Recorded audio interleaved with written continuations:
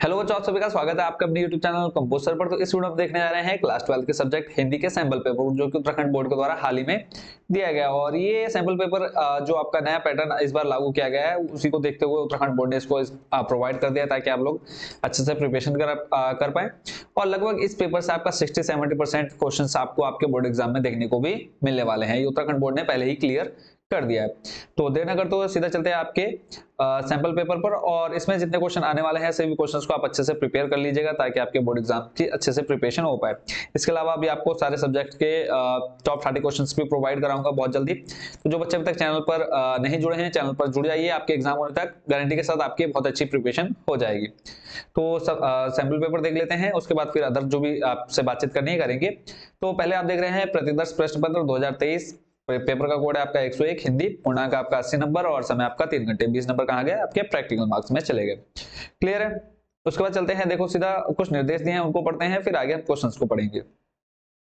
निर्देश में कहा है पहला पॉइंट, इस प्रश्न पत्र के दो खंड आ और बा हैं। दोनों खंडों में पूछे गए सभी प्रश्नों के उत्तर देना अनिवार्य है। प्रश्नों के उत्तर यथासंभव क्रमवार दीजिए। दूसरा है, प्रश्नों के निर्धारित अंक उनके सम्मुख अंकित हैं। कौन सा प्रश्न कितने नंबर का है वो आपको उसके सामने ही देखने को मिल जाएगा।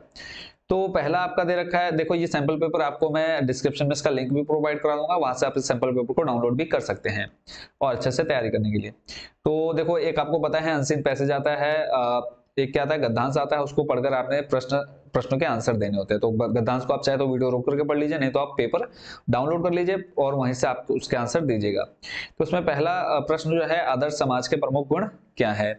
दूसरा प्रश्न है, विश्व का प्रत्येक धर्म ग्रंथ प्रत्यक्ष या परोक्ष रूप से क्या संकेत करता है। तीसरा है, हमारे देश को अशांत करने के लिए किन किन तत्वों ने क्या क्या करना चाहा। चौथा है आपका, हमें अपने देश को सुरक्षित रखने के लिए क्या करना चाहिए। और पांचवा है, उपयुक्त गद्यांश का उचित शीर्षक दीजिए, यानी आपने इस पूरे को एक नाम देना है। क्या नाम देंगे वो आप लोग कमेंट बॉक्स में बताइए। प्रश्न नंबर 2 है, बोला है इनमें से किसी एक विषय पर क्या लिखिए, 200 शब्दों में एक निबंध लिखिए। कितने शब्द? कम से कम 200 शब्द।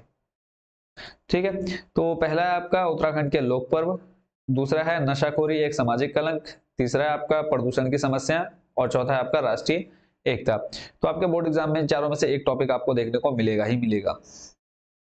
प्रश्न नंबर 3 है, निम्नलिखित प्रश्नों के उत्तर दीजिए। का नंबर आपका, कोरोना एक वैश्विक महामारी अथवा अपने विद्यालय में आयोजित वार्षिकोत्सव विषय पर लगभग 150 शब्दों में एक रिपोर्ट तैयार कीजिए। यानी 150 शब्दों की आपने एक रिपोर्ट तैयार करनी है। रिपोर्ट मैं आपको बता चुका हूं पहले भी।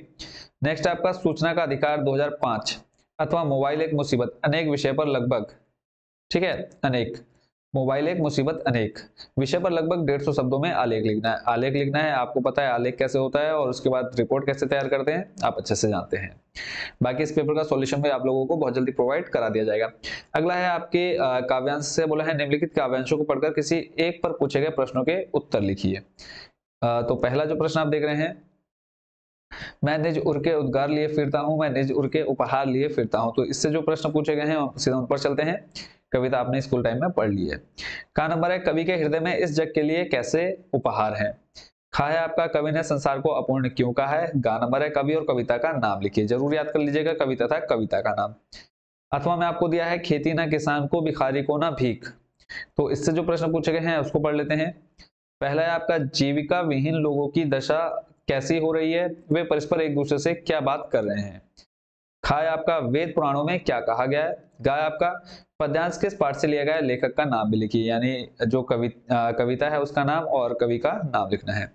प्रश्न नंबर 5 बच्चों आप देख पा रहे हैं, प्रस्तुत पद्यांश पढ़कर उसका भाव सौंदर्य लिखिए, यानी आपने इसका अर्थ बताना है। आंगन में ठुनुक रहा है जिद आया है, बालक जो हट हई चांद पे ललचाया है। ठीक है, तो इसमें आपको क्या लिखना है, इसका भाव लिखना है, यानी इसके अंदर क्या कहा गया है कवि द्वारा।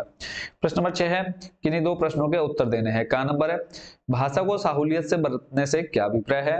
खा है, विप्लव रस से छोटे ही हैं शोभा पाते, कवि ने ऐसा क्यों कहा है। गाय आपका, रस का अक्षय पात्र छोटा, मेरा खेत चौकोना से कवि का क्या आशय है।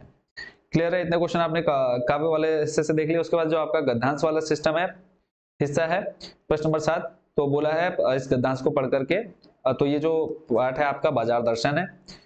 तो इसका जो पहला प्रश्न है वो है, संयमी लोग पैसे के विषय में क्या सोचते हैं। खा है आपका, बुद्धिमान कौन होते हैं। गाय आपका, पाठ और लेखक का नाम बताइए। तो पाठ का नाम तो शायद बाजार दर्शन है और बाकी इसका जो लेखक है, लेखक का नाम आप लोग मुझे कमेंट बॉक्स में बताएंगे। ठीक है, चलते हैं नेक्स्ट क्वेश्चन पर। यहाँ पे आपको दूसरा पैराग्राफ दे रखा है, तो दोनों में से किसी एक पैराग्राफ के आंसर आपने करने हैं। तो पहला है जाति प्रथा में क्या दोष है। ख नंबर है लेखक जाति प्रथा को स्वाभाविक श्रम विभाजन क्यों नहीं मानता है। तीसरा है आपका प्रस्तुत गद्यांश किस पाठ से लिया गया है, पाठ तथा लेखक का नाम बताइए। तो इसका मुझे पाठ का नाम और लेखक का नाम जरूर बताइए, कमेंट बॉक्स में बताना है। क्वेश्चन नंबर 7 का सेकंड का नंबर का आंसर। प्रश्न नंबर 8 मोस्ट इंपोर्टेंट रहने वाले सारे क्वेश्चन। निम्नलिखित प्रश्नों में से किन्हीं दो प्रश्नों के उत्तर दीजिए।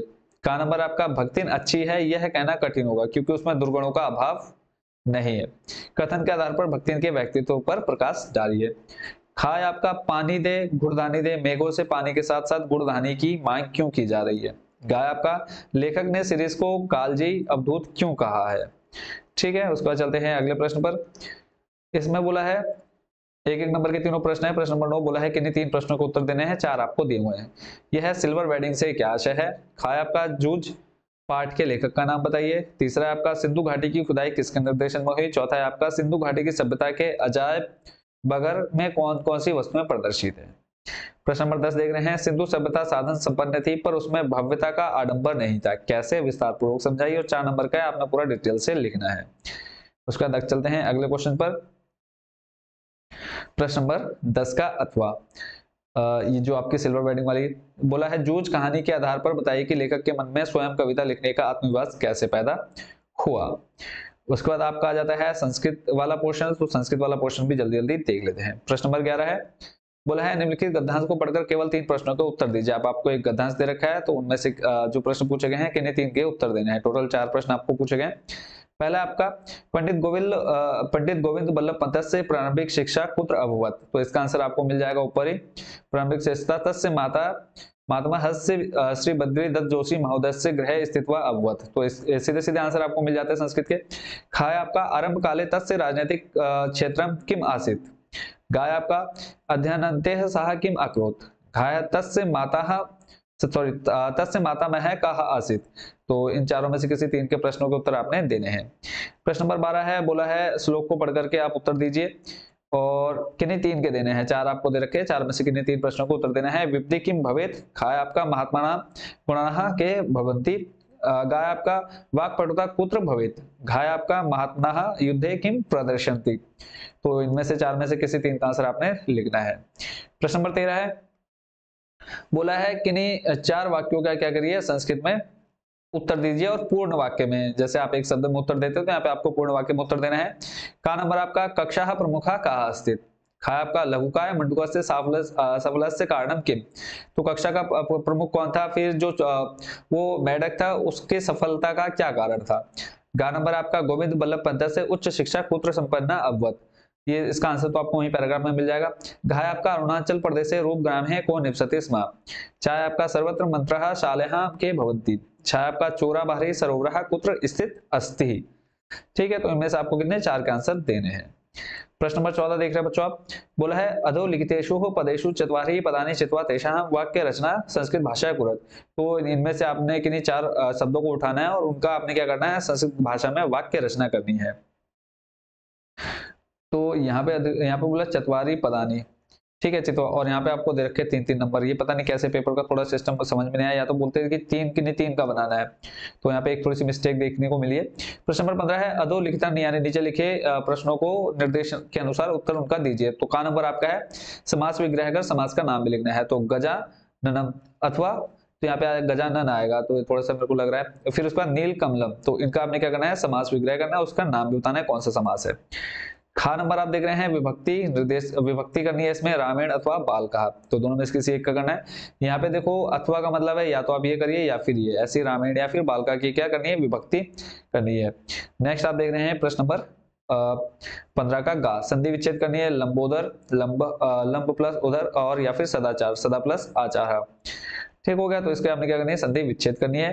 प्रश्न नंबर 16 है बोला है अस्मिन् प्रश्न पत्र आगत श्लोकम वर्जयम कमपि अन्य, यानी बोला है जो इस प्रश्न पत्र में श्लोक जैसे कि आप नीचे लिख पा रहे हैं देख पा रहे हैं कोई एक कंठस्थ श्लोक जो इस प्रश्न पत्र में ना आया हो लिखिए और हिंदी में उसका अनुवाद कीजिए।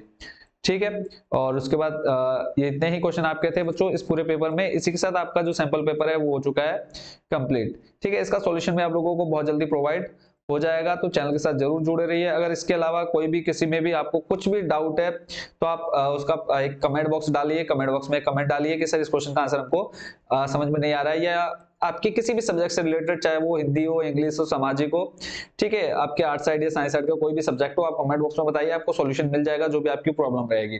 सैंपल पेपर लगभग आपको आर्ट्स और साइंस के सारे प्रोवाइड करा चुका हूं।